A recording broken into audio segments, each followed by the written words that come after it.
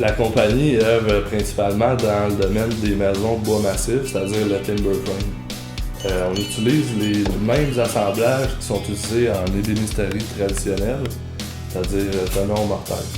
C'est des techniques qui étaient utilisées au Moyen Âge, principalement au Japon et en Europe.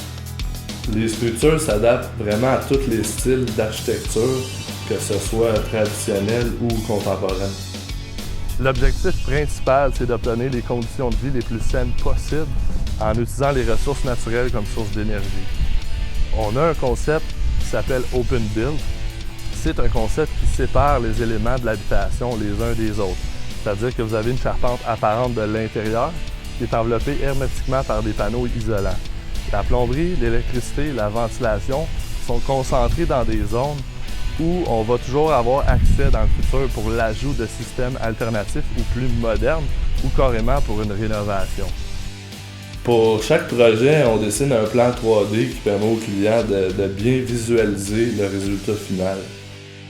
Ça nous permet un meilleur contrôle de qualité, un coût fixe est prévu sans dépassement de coût. La production en atelier permet aussi une réduction de déchets de 70% et dans notre cas, les déchets produits sont seulement des recueils de bois qui peuvent servir de bois de chauffage. Pour l'isolation de nos bâtiments, on utilise principalement les panneaux CIP. C'est une technologie qui a plus de 50 ans d'existence et qui est certifiée LEED. C'est un panneau qui est monobloc et sans pont thermique et qui a un coefficient d'isolation supérieur à tout ce qu'on peut retrouver sur le marché à prix égal.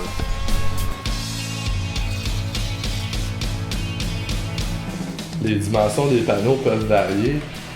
On peut aller jusqu'à des dimensions de 8 par 24, comme dans le cas ici présent de la maison qu'on est en train de construire. En plus de gagner une économie d'énergie de 50% en chauffage par année, ce qui est intéressant avec le panneau CIP, c'est qu'on travaille avec une matière.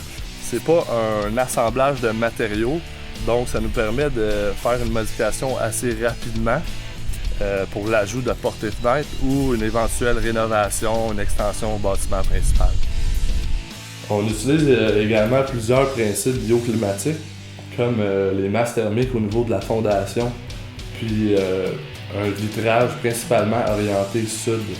Le principe est simple, c'est que dès que le soleil va pénétrer à l'intérieur de la maison, va frapper la dalle va emmagasiner cette chaleur-là et la rediffuser ensuite à l'intérieur du bâtiment.